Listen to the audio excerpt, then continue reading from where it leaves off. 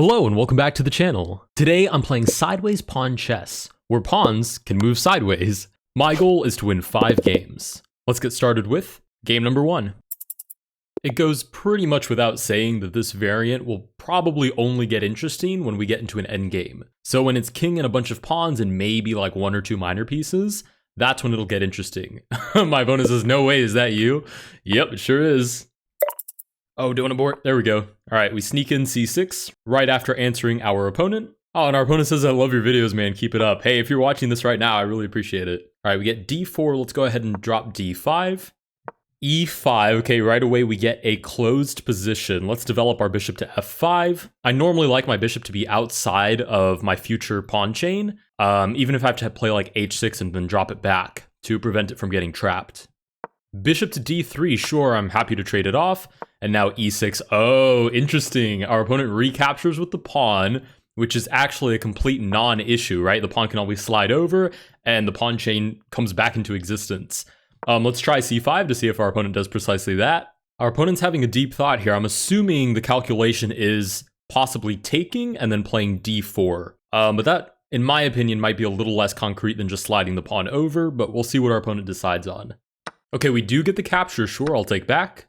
And we get d4.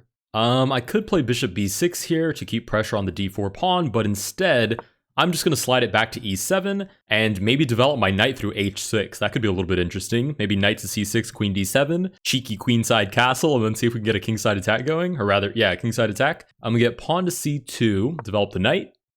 c3, nice, very nice way to make that pawn structure a little more concrete. Let's play queen d7. And we do get that short castle. I'm going to play knight to h6 now. I'm kind of inviting this trade so I can open up a semi-open file, staring right down the barrel at the king. Oh, we do get that trade, nice. And the cool thing is I can always correct this pawn structure by just sliding it back over. Right away, we're targeted, actually. And I'm wondering if I should just castle and allow the pawn to drop, because it gives me an extra tempo to get ahead on this attack, and I think I will. I mean, obviously, I could save the pawn by sliding it over, but I'm really interested in this kingside attack. Let's see if our opponent actually bites. Ooh, okay, our opponent does. Let's slide the rook over. We're looking to double, targeting the queen, looking at g2, and we should have some interesting attacking ideas here. Okay, we get knight to d2. Let's target the queen. Queen slides back. Let's double the rooks, now hitting g2. We do get g3. Let's play h5, looking for h4. If we're met with h4, I wonder what we play then. Maybe rook to g4, maybe queen to d8. I mean, I can take this pawn once, but after the knight recaptures, I need something else to take back with. This pawn can never take me because it's pinned. Let's go ahead and play rook to g4 with the idea of bishop takes.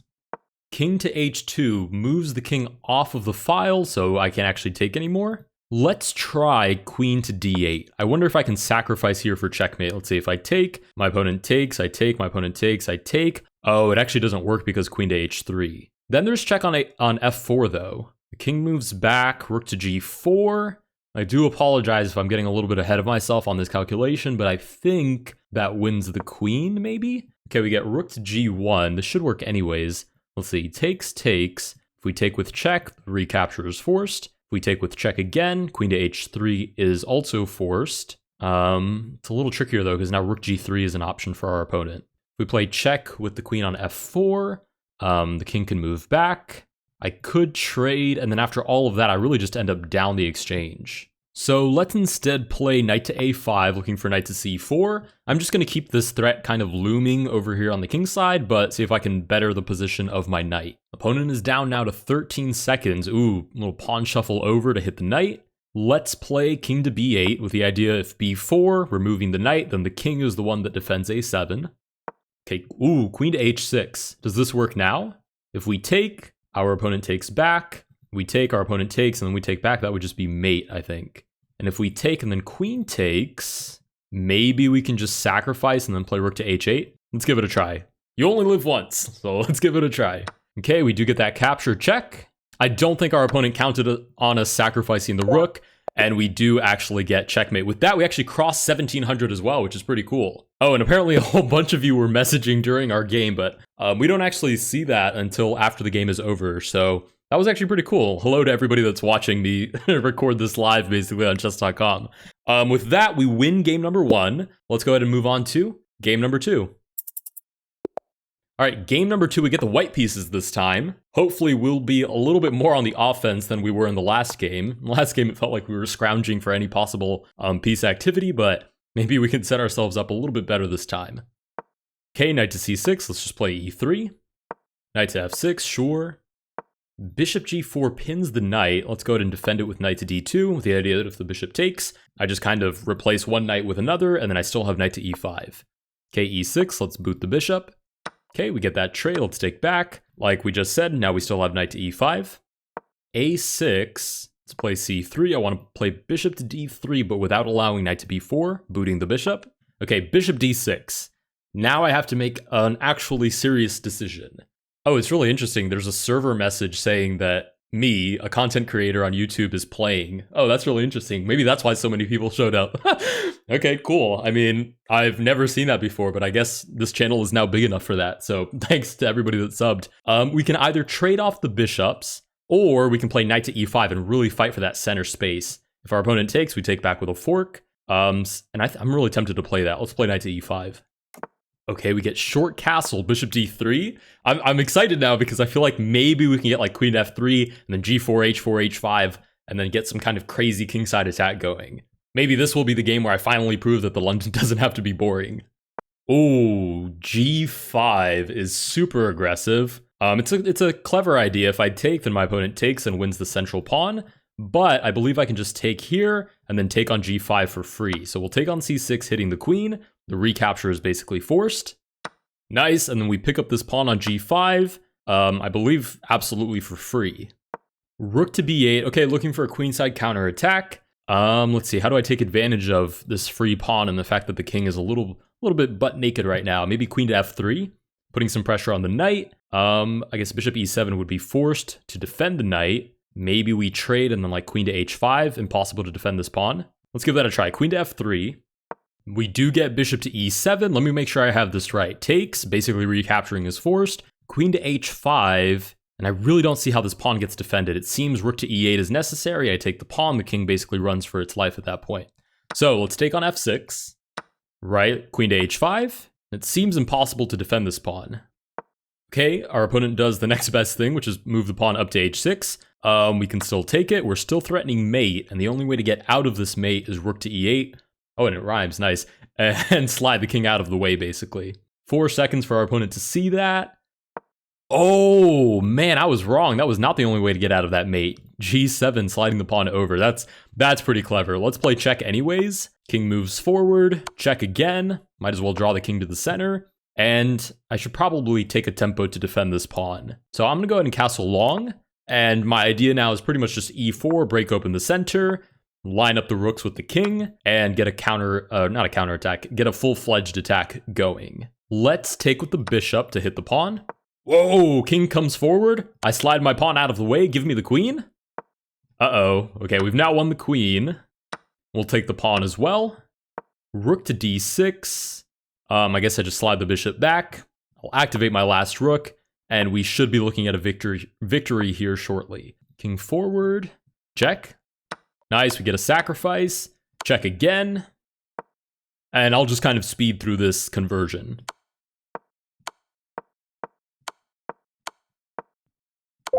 Nice, and with that, we win game number 2. All right, everybody in chat right now is trying to figure out why a server message was sent that I'm playing games. I really have no idea. Hopefully we figure it out by the end of this video. Let's go ahead and move on to game number 3. All right, game number 3, we get the black pieces. e4, sure, we'll drop a little Caro-Kann. It didn't really work out for us that well in the first game. We just happened to get a really good attack going, but we'll give it a try. Okay, we get that trade. d4, we're officially in an asymmetrical position. My opponent has a c-pawn, I have an e-pawn. Okay, bishop hits the knight. I'm going to just kind of ignore that and play bishop to f5, because if my opponent captures, I can always slide my pawn back to a better position anyways. Actually, I should probably take with this pawn.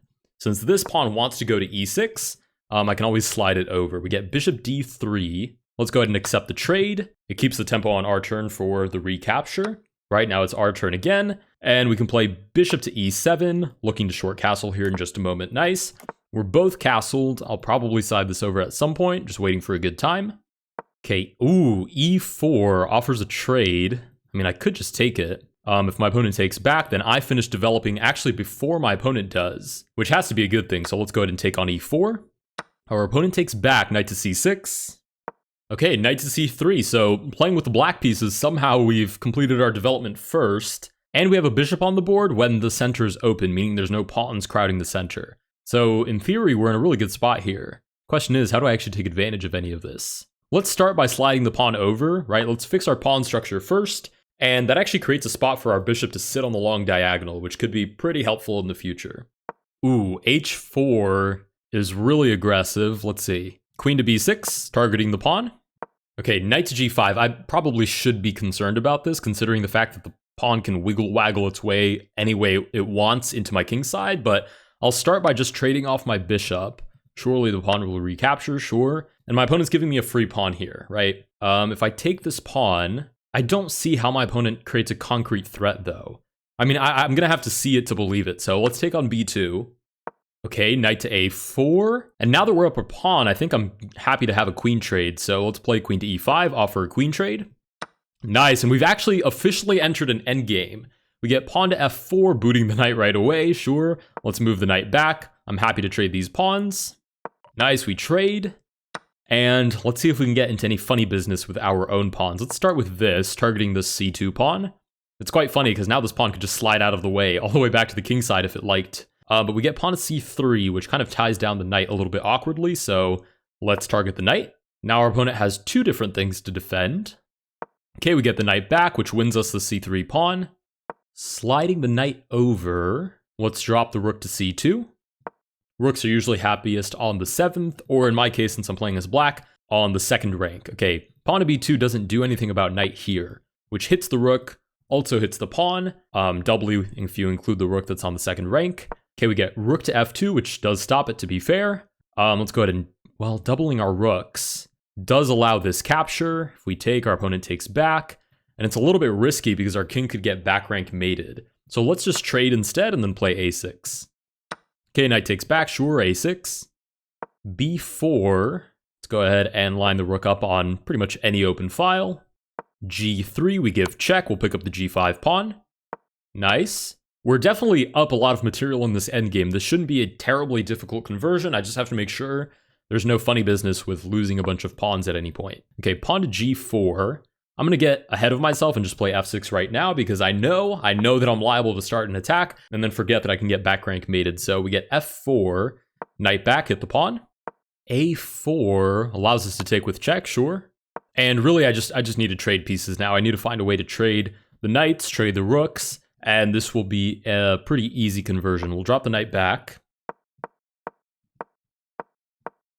Nice, we've now pinned the knight. So if I play knight to c5 and our opponent takes, then I just take the rook for free. Anything else, and it looks like I just win the knight. Oh my goodness, knight to e5 check is absolutely brilliant by my opponent. I have to admit, I didn't see that. And I definitely didn't see knight to e4 either. Winning back the rook, and basically winning us the endgame. I'll go ahead and fast forward if our opponent decides to play this out. Me just pushing all of my pawns.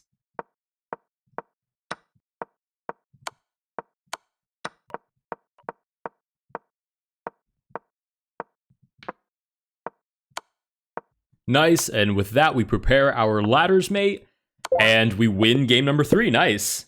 Let's see what the update is on the server announcements. It seems like somebody fixed it because nobody's talking about it anymore. We still have 10 observers, but I don't see any magical server announcements coming up anymore. So if anybody knows what happened, I mean, drop it in the comments. I would be more than curious to know. Let's go ahead and move on to game number 4. All right, game number 4, we do get the white pieces, and we're playing Cookie Vortex.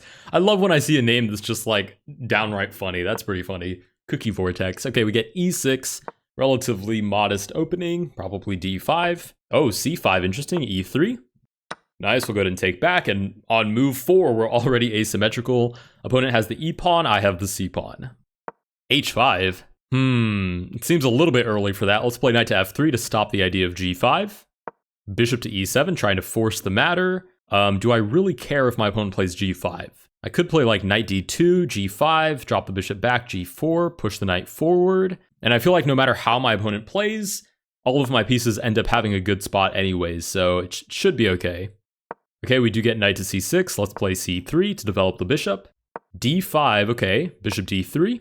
Besides this like little interesting idea, this has been mostly normal development and right out the window. Okay, we get pawn to f5, looking to trap the bishop. Is there anything I can actually do about that? Not that I can see besides centralizing the bishop. If our opponent takes, we take back, centralize a knight, and we are hitting a bunch of weak light squares, so that should be pretty good for us.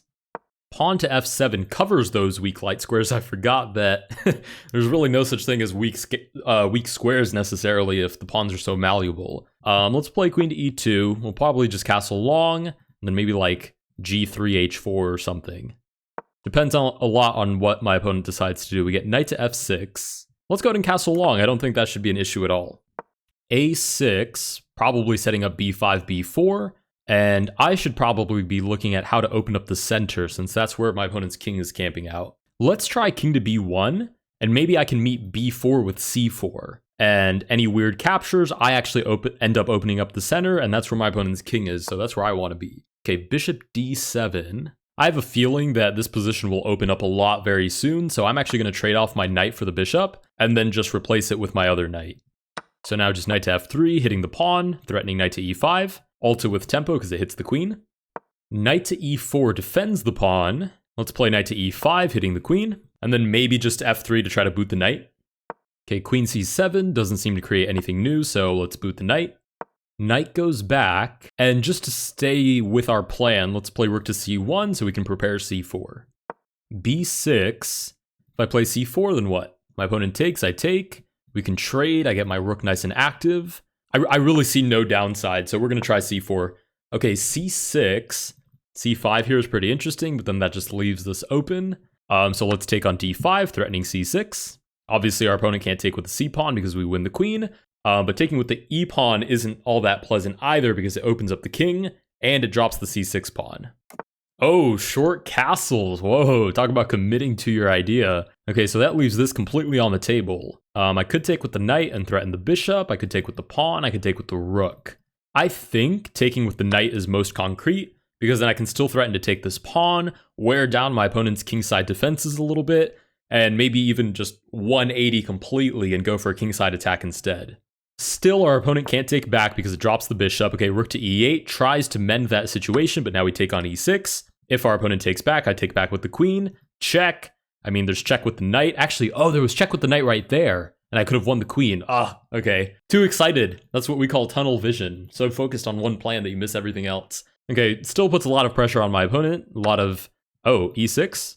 Check. Oh, but then the queen takes back. Terrible calculation. Worst calculation of my life. Okay, so we've missed out on a free pawn. Let's play h4. Try to just open up the king side, whatever which way we can. Wow, h5. I will insist, though. I will insist that we open up this king side. I just want to say hi to the king. Look at him. He looks so lonely. Let's go ahead and take back. g5. And if I take, just opens up a file for me for free. Queen takes back. Let's play rook to h5, looking to double the rooks with rook to h1. Queen goes back to f6, and I'm thinking that we are going to solve the lonely king's issues in just a moment. He is going to have a lot of friends hanging around in this empty space. Maybe a couple of rooks, maybe a bishop, dare I say a queen. We get knight to f7, defends h8. Our opponent clearly wants their king to be lonely, but we will insist. Let's try g5 on for size. Sacrifices the pawn, but clears the way for the rook. Nice, we play check.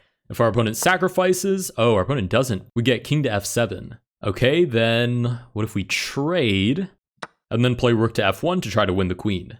Maybe the opponent will take back with the king. Ah, we do get that king recapture. Wow, our opponent's hanging on for dear life quite well here. Time to play a little bit tricky. Let's play queen to g2, looking for queen to c6. Okay, rook to d8 allows the check. d5, does d5 here work? Rook takes doesn't do anything though. Okay, let's play another check. We don't have a lot of time to calculate this. Rook to d6. Now this should work, and then we just bring in the rook. Nice, we play check. King slides out of the way. Let's take on... Oh, I can't take that because the rook takes back. Oh, not so much time to calculate. I don't know, waiting move with the king, buy us a little bit of time, and apparently get a free queen instantly. Okay, that works for me. There's mate here, but actually the bishop covers, so we're totally fine. We'll take with check. Drop the bishop back, And we should be able to convert this now quite smoothly. We take that free rook, check again, and I will just walk everybody down. Sure, let's develop with check, and deliver that checkmate. Nice. With that, maybe rather unconvincingly, we win game number 4. Let's go ahead and move on to game number 5. All right, game number 5. We get the black pieces for the last game. Oh, and we get d4 for the first time. Let's go ahead and just play it symmetrically. Copycat. Hey, nice move there. Play e6. c4, and now we break copycat to play a London system basically with the black pieces. Offer this trade, ready to take back with the queen, sure. Ooh, g3. I was going to castle, but now I'm going to play knight to d7. Because if my opponent castles kingside, I'm definitely going to play h5, h4, put my king in the center, and see how my opponent deals with it. How do I make this as unsuspicious as possible? a6, oh no. How to play chess, question mark. What do I play here? Oh no, my tempo. Okay, our opponent takes. Let's take back with the e-pawn, and then maybe I could even castle queenside. Although it's a little bit sketchy with these weak dark squares. Okay, we get short castles. It feels like h5 is a little bit too excited, like a little bit too much of an excitable move. Maybe knight to e4 is a little more concrete first. Even queenside castling is very, very scary here. It's probably unnecessary. But we'll play it anyways. Let's play h5. It's just there's so many opportunities for an attack there. I really can't pass up on that. Queen to e2, probably looking for e4. So let's go ahead and crush that idea with knight to e4. And then maybe even doubly crush it, right? Really hold our fort in the center with knight to f6. Knight to h5 does hit the bishop. If I move the bishop back and my opponent takes, I just take back. And that should be fine. I could also play g6. Allow this capture, I take back with the pawn, and I start to open up the king side a little bit. Let's give that a try. Let's play g6. I mean, really my plan here is to open up the king side as much as I can, and then at the last, oh, you've got to be kidding me. I was going to say at the last second get my king out of the line of sight of whatever's in the center, but oh man, d3 loses the knight instantaneously, and that's my karma for not castling when I had the chance. We'll try our best to still hold down the fort, but we should be pretty much toast now. Let's play knight to f6. Okay, our opponent doubles down. Let's castle out of the way. And recapture on e4. We now have a pawn in exchange for that knight that we've lost, which is not much in the way of compensation. We are threatening this pawn on d4. We do have h4. There are some interesting attacking ideas, but interesting is about as far as I can say for that. Okay, rook to d1, h4. I have no choice but to just go for it on the king side. Pawn moves out of the way, quite annoyingly. Let's line the rook up with the king. Okay, pawn moves out of the way, trying to force a rook trade. Let's just move the queen back. If we do get this trade, we might just take with the king and then shuffle him out of the way. Okay, we do get this rook trade. Our opponent is playing a very, very principled game. Trading off when you're up material. Let's move the king out. And maybe we're fast enough for like this. Maybe f4, f3. All of it is very sketchy. None of it should work, but we'll give it a try anyways. Okay, rook to d1. f3, f4 seems plausible. Let's give it a try. Looking for f3. Knight takes. Is that not just free? Because the bishop is pinned, so it can't actually take back. Okay, let's take on e4, hit the queen. Maybe, it looks like maybe we've just won back the piece. Out of the blue, now I just have to not lose it again. How hard can that be? Okay, queen to e2 hits the knight, actually threatening to recapture now. Let's see. f3 really doesn't work anymore, but knight to g5 definitely works. Threatening to take, threatening to push f3. Queen to g4 check. Okay, if I move the king out of the way, then what happens? f3 is still on the table. Okay, the king shuffles out of the way, but does this still not work now? If I take, and then I just lose the rook. Okay, so it definitely doesn't work. Let's play f6 to defend the knight, and then maybe like rook to d8. Okay, the queen takes the pawn. Rook to d8 now, trying to take advantage of the weakened back rank. We have way less time than our opponent, but we're both under a minute. Usually I do okay in these kind of bullet situations, so we'll see if we can hang on here. Objectively, we're probably losing. But we have some practical play at our disposal, like f3, the weak back rank.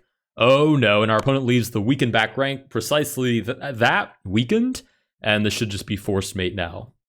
Nice, and with that, we win game number 5. Easily our least convincing game, but we do sneak away with the victory. If you guys did enjoy this video, please consider liking and subscribing. Let me know down below what you guys think of sideways pawns, or if there are any other variants that I should try, and I will see you guys in the next one.